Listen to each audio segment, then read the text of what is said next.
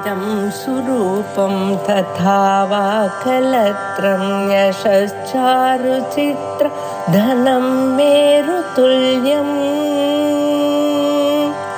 मनश्चेन लग्नं गुरोरङ्घ्रिपद्मे ततः किं ततः किं ततः किं ततः किम्. श्री गुरुभ्यो नमः. प्रबोध सुधाकरम 34வது श्लोकम. वनिता नितान्तमज्ञा स्वाज्ञाम् उल्लङ्घ्य वर्तते यदि सा शत्रोरपि अधिकतरा पराभिलाषिण्यसौ किमुत.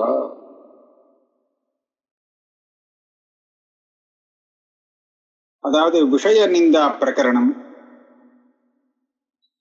விஷய நிந்தையில முதல்ல தேகத்தை நிந்த பண்ணினார். தேகத்தினால எவ்வளவு கஷ்டம் இருக்கு அப்படின்னு. அதுக்கப்புறம் பாரியை மனைவியை பத்தின ஒரு வைராக்கியம் வரத்துக்காக அங்க எவ்வளவு கஷ்டங்கள் இருக்கு அப்படிங்கறத சொல்லிட்டு வரார். இதுக்கு அடுத்தது புத்திரனை பத்தி நிந்த பண்ணு. புத்திர நிந்தா பிரகரணம் பேரு. புத்திரனால ஏற்படக்கூடிய கஷ்டங்கள் இதை வர்ணிப்பார். இப்ப இந்த வனிதா மனைவிய பத்தின கஷ்டங்கள் இருக்கே, அதுல கடைசி கஷ்டத்துல லோகத்துல அனுபவிக்கக்கூடிய கடைசி கஷ்டத்தை பத்தி சொல்றார். 34வது ஸ்லோகம். வனிதா நிதாந்தம் அஜ்ஞா. அஜ்ஞான்னு சொன்னா ஒரு அறிவில்லாதவள்னு அர்த்தம். கொஞ்சம் கூட புத்திசாலித்தனமா நடந்துக்க தெரியல அப்படின்னு ஒரு சமயம் இருந்தால் நிதாந்தம் அஜ்ஞா எதி ஸ்யாத். தனக்கா புத்தி கிடையாது, அப்பேற்பட்டவளா அமைஞ்சு விடுவா சில பேருக்கு வனிதா மனைவி. அதுலயும் ஸ்வாஜ்ஞாம் உல்லங்கிய வர்த்ததே எதி சா. ஒன்னும் தெரியாதவள் அப்படிங்கிறது மாத்திரம் இல்லாமல் சில சமயம் அவளுக்கு ஒரு கர்வம் ஒண்ணு வரும், அபிமானம். அந்த அபிமானத்தினால இவ சொன்னத்தை கேட்காமல் பர்த்தா சொல்லக்கூடிய பர்த்தாவின் உத்தரவை மீறி நடக்கக்கூடியவளாக இருந்துட்டாளே ஆனால் அப்படின்னு அமைஞ்சிருமோ இல்லையோ சில சமயம். அப்போ அந்த மாதிரி இருந்தாளே ஆனால் அப்போ அந்த பர்த்தாவுக்கு சொல்ற கஷ்டத்தை ரொம்ப பரிதாபம், ரொம்ப கஷ்டமான விஷயம். சத்ரோரப்பி அதிகதரா அப்படின்னு சொல்ற. அப்பேற்பட்ட மனைவி அமைஞ்சுட்டாள்னு சொன்னா சத்ருவுக்கு மேலேயாம ஒரு சத்ரு இருந்தால் அதனால இவனுக்கு எவ்வளவு கஷ்டம் ஏற்படுமோ அந்த சத்ருவாலே அதை விட அதிகமான கஷ்டத்தை இந்த இப்பேற்பட்ட மனைவியானவள் அவனுக்கு கொடுத்து விடுவாள். அதுலயும் பராபிலாஷினி அசௌ கிமுத. அஜ்ஞாவா இருக்கா, சொன்னத்தை கேட்காம இருக்காள். அதுலயும் பரபுருஷனை விரும்புவர்களாக அமைந்துட்டான்னு சொன்னா கேட்கவோ வேண்டாம். இந்த பர்த்தாவுக்கு இதுவே நரக்கம்தான், இதுக்கு மேல் வேற எங்கேயும் போக வேண்டாம். அதனால அப்பேற்பட்ட கஷ்டங்கள் இருந்துட்டு இருக்கு இதுல. இதோட முடிச்சுட்டார். அடுத்தது புத்திரனை பத்தி சொல்றார். லோகோ நாபுத்திரஸ்ய அஸ்தீதி ஸ்ருத்யா அஸ்ய கஃப் பிரபாஷிதோ லோகஹ. பெருமைக்காக சொல்லுவான் நாபுத்திரஸ்ய லோகோஸ்தீதி அப்படின்னு. புத்திரன் இல்லாதவனுக்கு லோகம் கிடையாது அப்படின்னு ஸ்ருதி சொல்றான். அதனால அவசியம் ஒரு புத்திரன் இருந்தாகணும் அப்படின்னு சொல்றாலும் இல்லையோ. இப்ப இவர் கேட்கிறார், புத்திரன் இல்லாம போனால் லோகம் இல்லைங்கிறியே, லோகம்னா என்ன லோகம்? எந்த லோகம் அவனுக்கு இல்லை? லோகோ நா அபுத்திரஸ்ய அஸ்தீதி ஸ்ருத்யா அஸ்ய கஹ பிரபாஷிதோ லோகஹ. இந்த புத்திரன் இல்லாததால அவனுக்கு என்ன லோகம் இல்லாத போயிட போறது? முக்திஹி சம்சரணம் வா ததன்யலோகோதவா நாத்யஹா. இவனுக்கு புத்திரன் இல்லாத காரணத்தினாலே முக்திங்கிற லோகம் இல்லாத போயிடுமா, அல்லது சம்சாரம்ங்கிற இந்த லோகம் இல்லாத போயிடுமா, அல்லது முக்தியும் இல்லை சம்சாரமும் இல்லை, மூணாவது ஏதோ ஒரு பெரிய லோகம், அது கிடைக்காத நஷ்டமாயிடுமா? இந்த மூணுலயே எதையாவது ஒண்ணு சொல்லணும். அபுத்திரஸ்ய புத்திரன் இல்லாதவனுக்கு லோகமே இல்லை அப்படின்னு சொல்றீங்களே, அந்த லோகங்கிறது முக்தியா சம்சாரமா இல்ல வேற ஏதாவது லோகமா அப்படின்னு கேட்ட.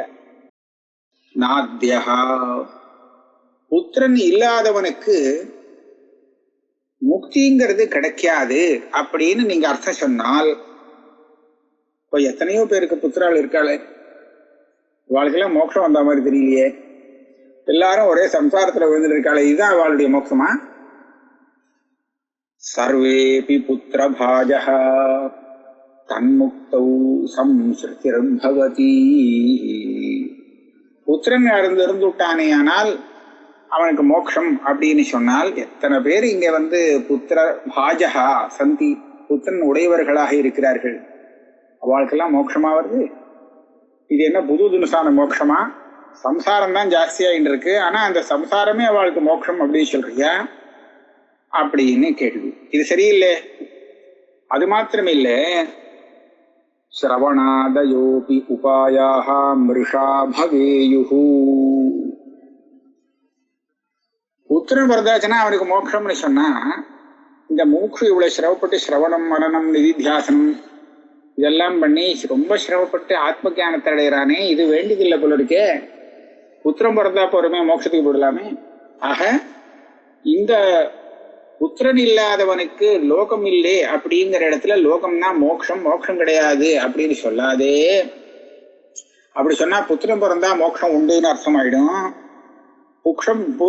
புத்திரனாலேயே அவனுக்கு மோட்சம் வரும் அப்படின்னு சொன்னா அப்ப சிரவண மனநாதிகள்லாம் அவனுக்கு தேவையே இல்லை அப்படின்னு ஆயிடும். அப்ப அந்த உபாயங்கள்லாம் வீணாகிவிடும்.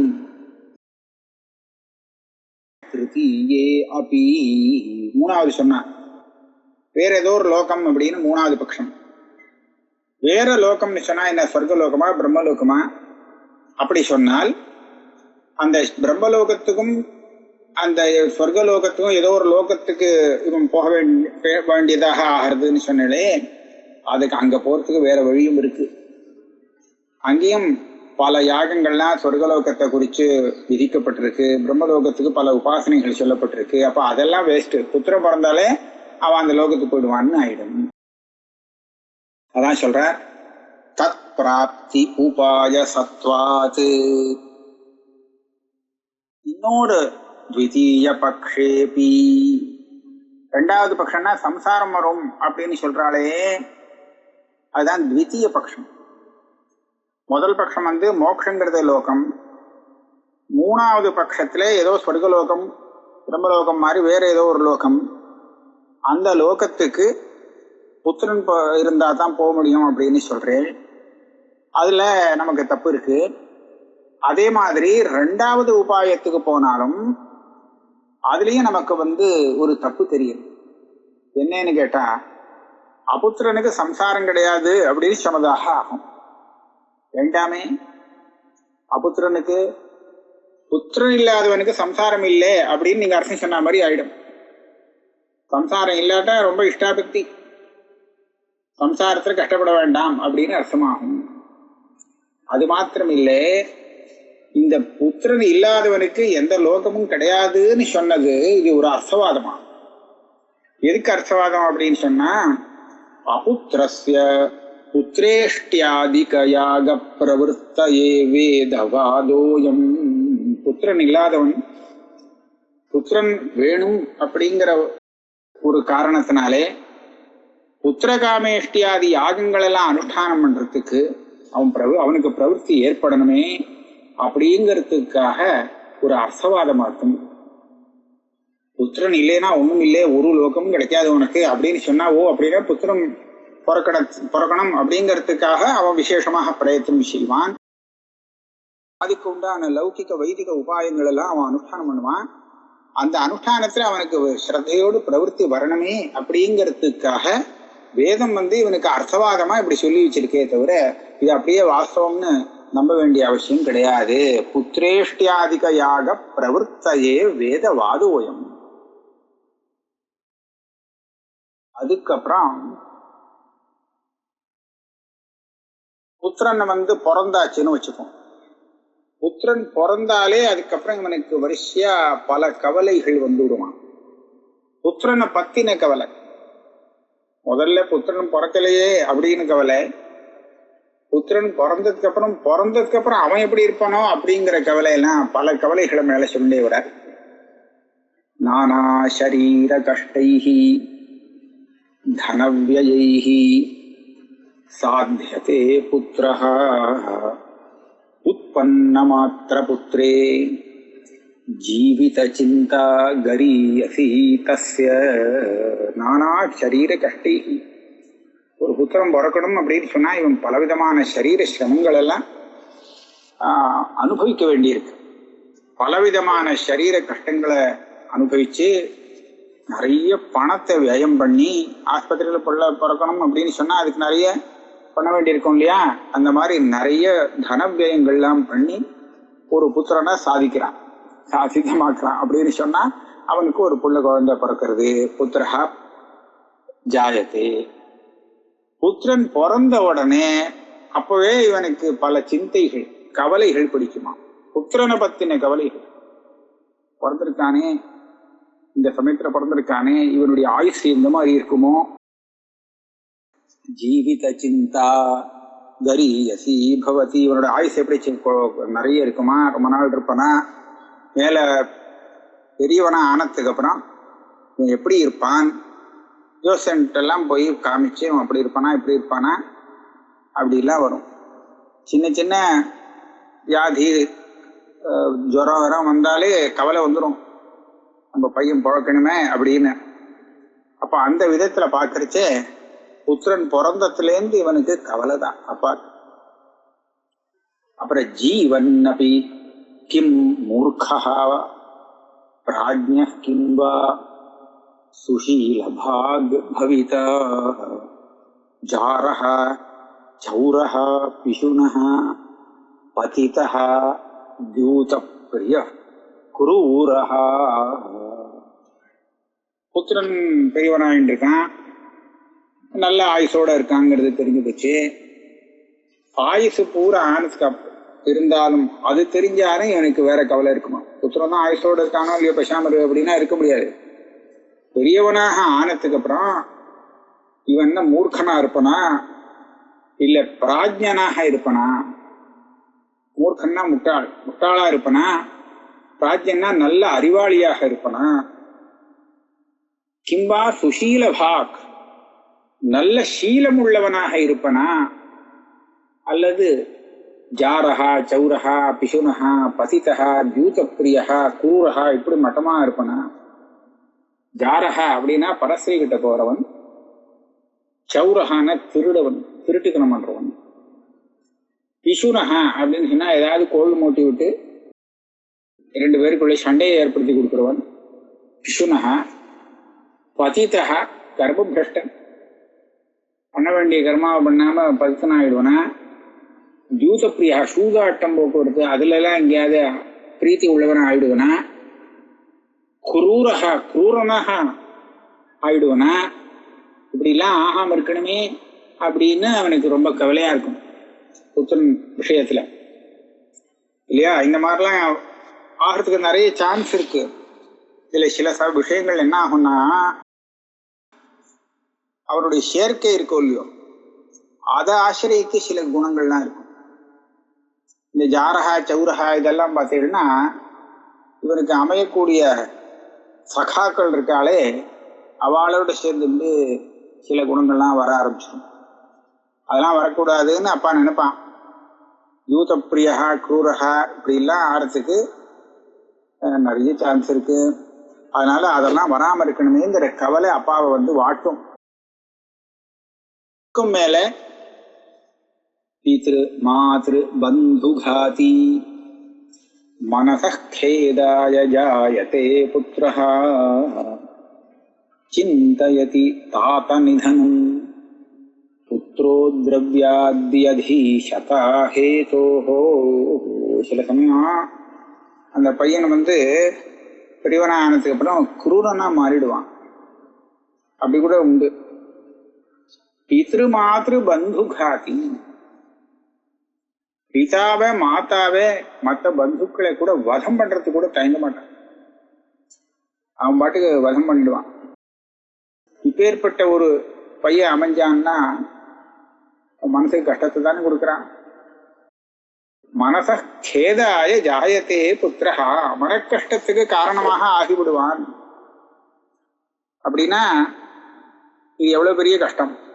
இவன் ஏற்கனவே புத்திரம் பிறக்காம இருக்கிற காலத்துல சிரமப்பட்டதுக்கு மேல புத்திரம் பிறந்ததுனால சிரமப்பட முடியாயிடும். சில புத்திரன்கள் என்ன பண்ணுவான், நேரடியா கொல்ல மாட்டான். ஆனா சிந்தயதி தாத்த நிதனம். தாத்தகானா அப்பா. இந்த அப்பா எப்போ செத்து போவார்னு காத்துட்டு இருப்பான். இது இருக்கா அவங்க அப்படி காத்துட்டு இருக்கான்னு கேட்டா, புத்திரஹா திரவியாதி அதீசதா ஹேதோ. இந்த அப்பா உயிரோடு இருக்கிற பரியந்தம் இந்த பணக்காசெல்லாம் என்கிட்ட வரல. பணங்காசெல்லாம் ஒரு போயிட்டாருன்னா எனக்கு தான் ஒருத்தனுக்கு சொந்தம், நான் சுவாமி ஆகிடலாம். இவர் போக மாட்டேங்கிறாரேன்னு காத்துட்டு இருப்பான். ஆக பிதாவுடைய நிதனத்தை எதிர்பார்த்து காத்துட்டு இருக்கிற புத்திரன் அப்படின்னு சொன்னா, இத பிதா நினைச்சு பார்க்கும்போது அவனுக்கு மனசுக்கு எவ்வளவு கஷ்டமா இருக்கும். அதுதான் இப்படி எல்லாம் உண்டு லோகத்துல. புத்திராதபி தன பாஜாம் ஹீதிஹி அப்படின்னு ஆச்சாரியார் சொல்லியிருக்கார் கோவிந்தத்திலே. தனம் நிறைய இருந்து கொடுத்து சொன்னா புத்திரனுக்கும் பயப்படணும். ஏன்னா இந்த தனத்துக்காகவே அவன் எதிர்பார்த்துட்டு இருப்பான், இது நமக்கு சேரும் அப்படின்னு. அதுக்குள்ள இவன் ஏதாவது கோணாம்னான்னு பண்ணான்னா புத்திரன் கோபம் அவனும் அதே மாதிரி ஏதாவது பண்ணிடுவான். அதனால எப்போதும் புத்திரனுக்கிட்ட கூட பயந்துதான் இருக்க வேண்டும், தனபாக்காக இருக்க வேண்டும். இதெல்லாம் துஷ்டனான புத்திரன் விஷயத்துல சொல்லப்பட்டது. அதனால வரக்கூடிய மனக்லேசம். நல்ல புத்திரனாவும் இருக்கலாம், அதன் மேல சொல்றாரு அங்கேயும் கஷ்டம் இருக்கு. சர்வகுணைஹி உபபன்னஹ புத்திரः கஸ்யாபி குத்ரசித் பவதி சோல்பாயு ருக்ணோ வா ஹ்யனபத்யோ வா ததாபி கேதாய. சர்வ குணங்களோடு கூடினவனாக புத்திரனும் சில பேருக்கு இருக்கும். இது துர்லபமான. குத்ரசித் பவதி கஸ்யாபி பவதி. மொத்தமா பார்க்கறச்சே சாமான்யமா சின்ன குணங்களோட தான் இருப்பான். நல்ல குணங்களோடு கூடினவனாக ஒரு புத்திரன் இருக்கான்னு சொன்னா அது ரொம்ப துர்லபம். சரி, அப்பேற்பட்ட நல்ல குணவானான புத்திரன் அமைஞ்சான்னு சொன்னா சந்தோஷப்பட்டு இருக்கலாமான்னு கேட்டா அதுலயும் சில சிரமங்கள் இருக்கு. சஹா அல்பாயுஹு, சர்வகுண சம்பன்னன். ஆனா அல்பாயுசுக்காரனா விழுந்து விட்டான்னா அதுவே மகாசிரமத்தை கொடுக்கும். ஏன்னா அப்பா இருக்கிறச்சே அவன் கிளம்பி விடுவான். அல்பாயுஸ் இவனுக்கு எவ்வளவு கஷ்டம், ரொம்ப கஷ்டம்தான். அது மாத்திரம் இல்ல, ருக்ணஹா, சில சமயம் அல்பாயுசு இல்லை, ஆனா ஏதாவது ரோகம் படுத்தி எடுத்துட்டே இருக்கு. அந்த மாதிரி அமையும் புத்திரனுக்கு. அப்ப என்ன பண்றது, அப்பவும் இவன் நித்தியகண்டம் பூர்ணாயுசுன்னு சொல்ற மாதிரி சிரமப்பட்டு இருப்பான். அதுவும் பிதாவுக்கு மனசுக்கு கிளேசமாக இருக்கும். இன்னும் சில சமயம் என்ன ஆகும் தெரியுமா, அனபத்தியோவா, இவன் நல்ல குணசம்பன்னனாக இருக்கான், ஆயுசெல்லாம் நன்னா தான் இருக்கு, ரோகம் இல்லை, ஆனா கல்யாணமும் ஆயிடுச்சு, குழந்தை பிறக்கல, பேரம் பிறக்கலையே அப்படின்னு சொல்லி வருத்தப்பட்டு இருக்கும். அந்த புத்திரன் அனபத்தியனாக இருக்கானே, அவனுக்கு ஒரு குழந்தை சந்ததி இல்லையே அப்படின்னு சொல்லி யாரு கவலைப்படனா, தாத்தா கவலைப்படுவான். தாத்தாவா இருக்கிறவனுக்கு அந்த பையன் பெரியவனானதுக்கு அப்புறம் இந்த மாதிரியான ஒரு கவலையை கொடுத்துடுறான். ததாபி கேதாய. அப்ப இந்த புத்திரன் நமக்கு கேதத்தை தான் கொடுக்குறான் ஆரம்பத்திலேருந்து. அப்போ சொல்றாளே புத்திராத் சத்கதிஹி, புத்திரனாலதான் நமக்கு நல்ல லோகம் கிடைக்கிறது அப்படின்னு சொல்றாளே, அதுக்கு என்ன அர்த்தம் அப்படின்னு சொன்னால், புத்திராத் சத்கதிரிதி சேத் ததபி பிராயோஸ்தி யுக்தியசஹம் இத்தம் ஷரீர கஷ்டைஹி துக்கம் சம்பிரார்த்தியதே மூதைஹி. புத்திரனாலதான் நமக்கு சத்கதி அப்படின்னு சொல்றாளேன்னு சொல்றா, ஆனா யுக்தி சரியா வரல. நடைமுறைக்கும் அனுபவத்துக்கும் ஒன்றும் சரியா வரும்னு தோணல. சத்கதிங்கிறது வரா மாதிரி தெரியல. ஏன்னு கேட்டா, எனக்கு பிறந்த புத்திரன் ஏற்கனவே சொன்ன விதமாக துஷ்டனா இருக்கலாம், இல்ல சாமானியவனா இருக்கலாம், நல்லவனாக இருக்கலாம், 3 நிமிஷம் இருக்கலாம். துஷ்டனா அவன் இருந்தான்னா நமக்கு என்ன சத்கதி வரப்போகுது? அவன் இன்னும் கொஞ்சம் நமக்கு சிரமத்தை தான் கொடுப்பானே தவிர, துஷ்டனான புத்திரன் நமக்கு ஒன்றும் பெருசா சத்கதியை கொடுப்பான்னு தோணல. அதனால யுக்திக்கு பொருத்தமா இல்லை. அப்போ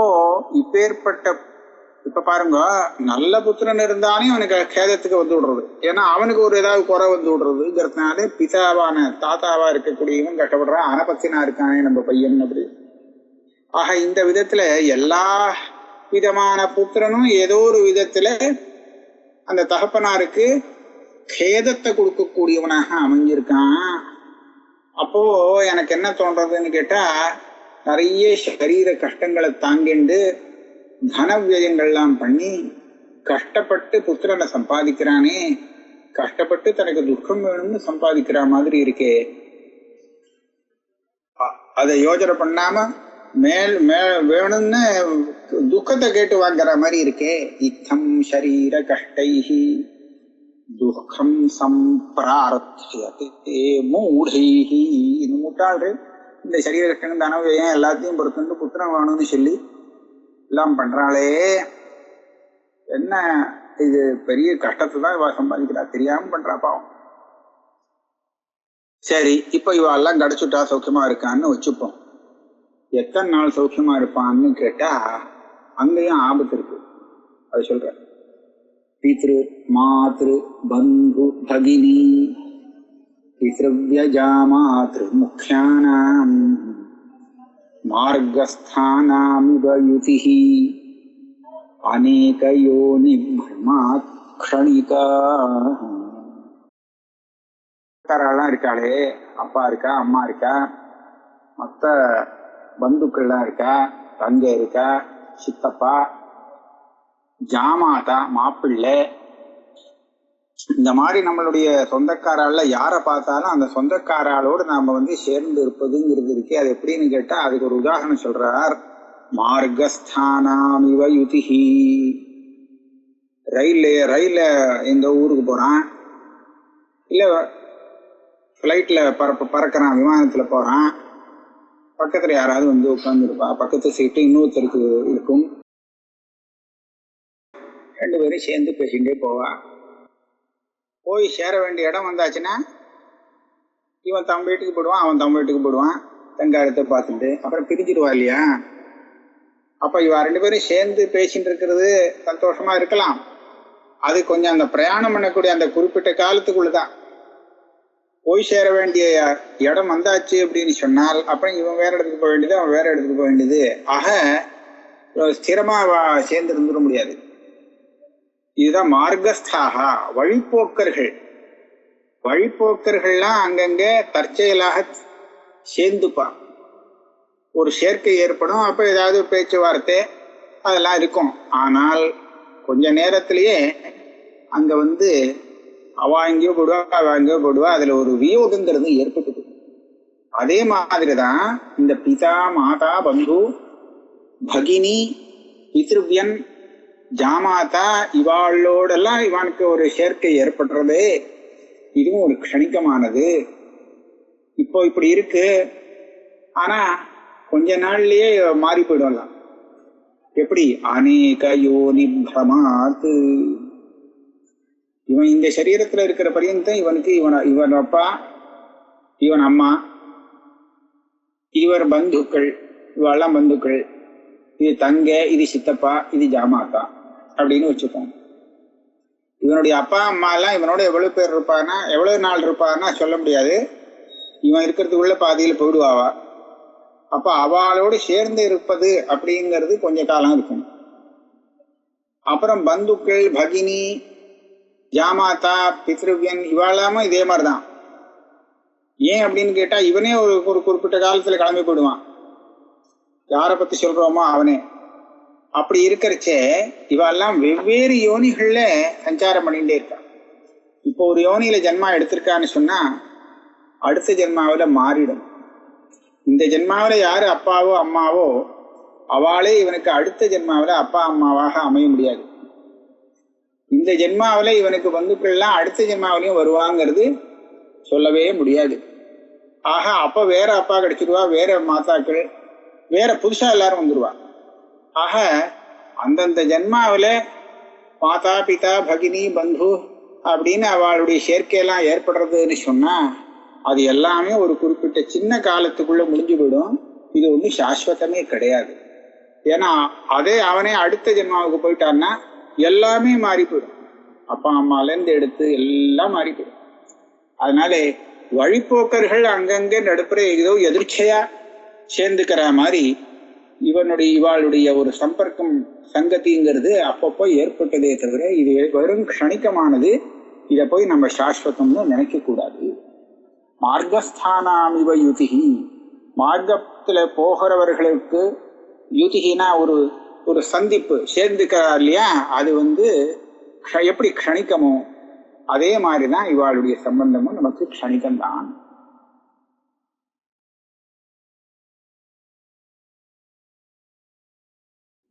இப்ப இவாள்ல இருந்து ஒரு வியோகம் ஏற்பட்டுன்னு வச்சுங்கோ, வியோகம் ஏற்பட்டுடும். இந்த க்ஷணிக்கம்னு சொன்னதுனால இவ எப்பவும் ஸ்திரமா இருக்க முடியாது, வியோகம் ஏற்பட்டு போகும். அப்படி ஏற்படும் போது எவ்வளவு சிரமமாகிறதுன்னு பார்க்க, தெய்வம் யாவத் விபுலம் யாவத் பிரச்சுரஹ பரோபகாரஸ்ச தாவத் சர்வே சுஹ்ருதஹ வியத்யயதஹ சத்ரவः சர்வே. இப்ப சொன்னாரே, அப்பா அம்மா பந்துக்கள் ஜாமாத்தா அது இதுன்னு இவாள்லாம் இந்த ஜென்மாவில மாத்திரம்தான் சங்கத்தமா இருப்பா அப்படின்னு சொன்னா இல்லையா, இந்த ஜென்மா முடியறதுக்குள்ள கூட இவ கிட்ட ஒரு வைபரீத்தம் வரத்துக்கு வாய்ப்புண்டு. எதுவரைக்கும் தெய்வம் அதாவது இவனுடைய அதிருஷ்டம் இவனிடத்துல இருக்கோ, எது பரியந்தம் இவ எத்தனை பேருக்கும் பண்ணி கொண்டு இருக்கிறானோ, அவளுக்கு வேண்டியதெல்லாம் பார்த்து கொடுத்துட்டு இருக்கானோ, அது பரியந்தம் தான் சர்வே சுஹ்ருதா. இவருடைய பந்துக்கள் அப்படின்னு சொன்னா, இந்த பந்துக்கள் ஜாதிகள் இவளான இவனை சுத்தி சுத்தி எது பரியந்தம் வருவானா, இவங்கிட்டேருந்து லாபம் கிடைக்கிற வரையந்தம் இருப்பா. இவனுக்கு ஒரு கஷ்டகாலம் கொடுத்துன்னு சொன்னா ஒத்தரையும் காண மாட்டேன், எல்லாம் ஓடிவிடும். இத்தனை பேர் இருக்காளே சுத்தி சூழ்ந்துட்டு இருந்தாலே எங்க போனான்னு சொன்னா இவனுக்கு தெய்வம் கைவிட்டு கொடுத்து, அதாவது இவனுக்கு கஷ்டகாலம் ஏற்பட்டு போச்சு அப்படின்னு சொன்னா ஓடியே போயிடுவா. அவன் கஷ்டம் நமக்கும் பிடிச்சிருப்பா, அதே பயந்து ஓடி போயிடுவான். அது மாத்திரம் இல்லை, இவங்கிட்டேருந்து நமக்கு இன்னொன்னு உபகாரம் கிடைக்காது, வாங்கினதெல்லாம் வாங்கியாச்சு அப்படின்னு சொல்லிட்டு கிளம்பிடுவான். அதனால தாவத் சர்வே சுஹ்ருதா, இந்த உயிரோடு இருக்கிற காலத்திலேயே இவனுக்கு நல்ல அதிருஷ்டம் இருக்கிற பரியந்தம் அல்லது இவன் மற்றவாளுக்கு உபகாரம் பண்ணிட்டு இருக்கிற பரியந்தம் தான் இவாள்லாம் சேர்ந்திருப்பான். அதுக்கு ஒரு விபரீதம் ஏற்பட்டு போச்சு அப்படி சொன்னா இவன் ஒரு கஷ்ட காலத்துல வந்துட்டானே. ஆனால் அப்ப என்ன ஆகும்னா, இந்த சுஹൃத்துகள் எல்லாருமே சத்ரவ சர்வே, அத்தனை பேரும் சத்ருவாயிடுவான். சர்வே சுஹൃதா, யாரெல்லாம் சுஹൃத்துகளோ, சுஹൃத்துன்னு நினைச்சுட்டு ஆனா இப்ப மாறிவிடும். வியத்யயதா சத்ரவ சர்வே, இவருடைய அந்த துரதிருஷ்டம் அத்தனை பேரும் சத்ரு பட்சத்துக்கு போயிடுவா. அஷ்னந்தி சேத் அனுதினம் வந்தின இவ வர்ணயந்தி சந்திருப்தாக தச்சேத் த்வித்ரதினாந்தரம் அபிநிந்தந்தஹ பிரகுப்யந்தி. இவன் வீட்டுல எல்லாம் பந்துக்கள்லாம் கூடி சேர்ந்திருக்கா, அத்தனை பேருக்கும் வேலைக்கு நல்லா சாப்பிடணும் போடணும், சாப்பாடு நல்லா சாப்பிடணும், அதுக்கு வேண்டிய ஏற்பாடையும் அந்த கிரகஸ்தனானவும் பண்ணணும். வேலைக்கு நல்லா சாப்பாடு கிடைச்சுன்றதுன்னு சொன்னா அப்ப இவனை பத்தி ரொம்ப ஸ்தோத்திரமா பேசிட்டு இருப்பான், எப்பேற்பட்டவன் அப்படின்னு. பந்தின இவ வர்ணயந்தி சந்திருப்தாக, ராஜாக்களை அவளுக்கு ஸ்துதி பாடுறதுக்காகவே சில பேர் வச்சிருப்பாளாம். காலங்காலத்தால எழுந்திருக்கிறச்சியே அவளை ஸ்தோத்திரம் பண்ணி தான் எழுப்பணும் ராஜாக்கள். ஆனா அந்த ஸ்தோத்திரம் பாடுறதுக்கு அவளுக்கு ஏதாவது கொடுக்கணும். அதுக்கு வேண்டிய பணம் வரலன்னு சொன்னா அப்புறம் பாட மாட்டா, ஓடி போடுவா இல்லையா? அந்த மாதிரி இவன் போடுற சாப்பாடு எல்லாம் இருக்கிற பரியந்தம் எதுவரையில் அவளுக்கு அபிஷ்டமான விஷயங்கள்லாம் இவாத்துல நடந்துட்டு இருக்கோ அது பரியந்தம் இவனை பத்தி ரொம்ப சந்தோஷமா பேசுவா, சந்திருப்தமா இருந்துட்டு நிறைய வர்ணிப்பா. ஆஹா, அப்ப அவனை போல உண்டா அப்படின்னு. ஆனா இவனுடைய ஏழத்தனமோ வேற ஏதோ காரணத்தாலே ஒரு நாள் 2 நாளுக்கு சாப்பாடு போட முடியல, அப்புறம் போட்டான்னு சொன்னால் அவ்வளவுதான். பச்சே த்வித்ர தினாந்தரம் அபிநிந்தந்தா பிரகுப்யந்தி. இவன் அப்படியே நிந்த பண்ணிட்டு கோபப்படுவான். இத்தனை நாள் போட்டானே அப்படின்னு நினைக்க மாட்டான், இப்ப போடலையே அப்படிங்கிறதுதான் அவளுக்கு தெரியும். ஆக 2 நாள் கழிச்சு ஒரு நாள் சாப்பாடு போடுறேன் அப்படின்னு சொன்னா இவன் மேல கோபமே வந்து இவனை நிந்திக்க ஆரம்பிச்சு விடுவா, ரொம்ப கோபத்தை காமிக்க ஆரம்பிச்சு விடுவா. அப்ப இதெல்லாம் லோகத்துல ஒரு கஷ்டம் தானே. லோகத்துல நம்ம யாரை பார்த்தாலும் விஷய நிந்தா பிரகரணம்னு போட்டிருக்கார். எதுல பார்த்தாலும் இந்த மாதிரி ஏதாவது கஷ்டம் கூட இருந்துட்டேதான் இருக்கு. சரி, 45 ஸ்லோகம் ஆயிடுத்தோம். நாம இதுக்கு மேல அடுத்த கிளாஸ்ல பார்க்கலாம்.